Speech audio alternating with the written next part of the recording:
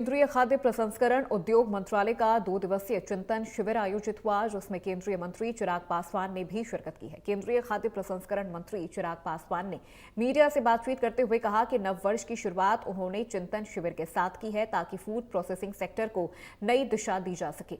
चिराग पासवान ने कहा कि प्रधानमंत्री नरेंद्र मोदी के नेतृत्व में तीसरी बार एनडीए सरकार बनने के बाद उन्हें खाद्य प्रसंस्करण मंत्रालय की जिम्मेदारी सौंपी गई है।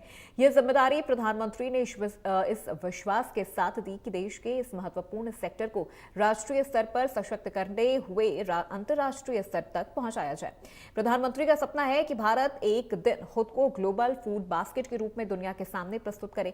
उदयपुर में चिंतन शिविर आयोजित किया गया, जिसमें 30 राज्यों, केंद्र और उद्योग जगत के प्रतिनिधियों ने भाग लिया है और लक्ष्य तय किया गया है कि अगले 5 वर्षों में देश में फूड प्रोसेसिंग की क्षमता को 25% तक बढ़ाया जाएगा।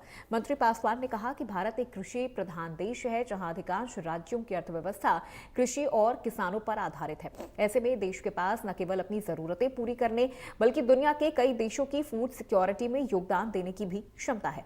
उन्होंने बताया कि हरित क्रांति के बाद आज देश में अनाज की कोई कमी नहीं है और प्रधानमंत्री गरीब कल्याण अन्न योजना के तहत करोड़ों लोगों को मुफ्त अनाज दिया जा रहा है।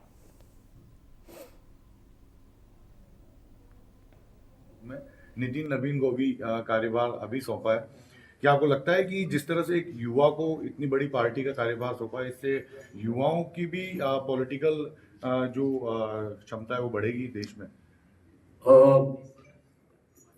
नितिन नवीन जी, जो भारतीय जनता पार्टी के राष्ट्रीय अध्यक्ष की जिम्मेदारी जिनको सौंपी गई है, बहरहाल पहली बात तो ये पूरी तरीके से पार्टी विशेष का उनका अपना इंटरनल विषय है कि वो किसको ये जिम्मेदारी देना चाहते हैं, नहीं देना चाहते हैं।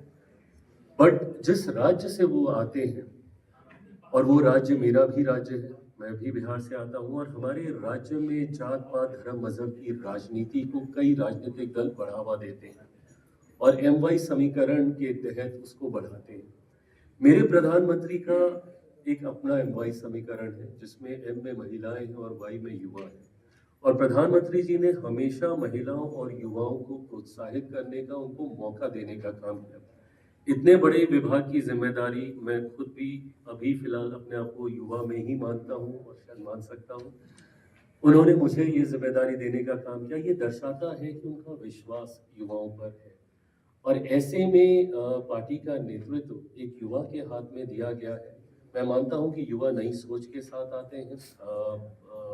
उनके कार्यशैली का एक अपना तरीका होता है, जिसका लाभ मुझे लगता है कि न सिर्फ उनके दल को बल्कि गठबंधन को, जिसका मैं भी हिस्सा हूं, NDA को भी मिलेगा। रामगंज मंडी के फतेह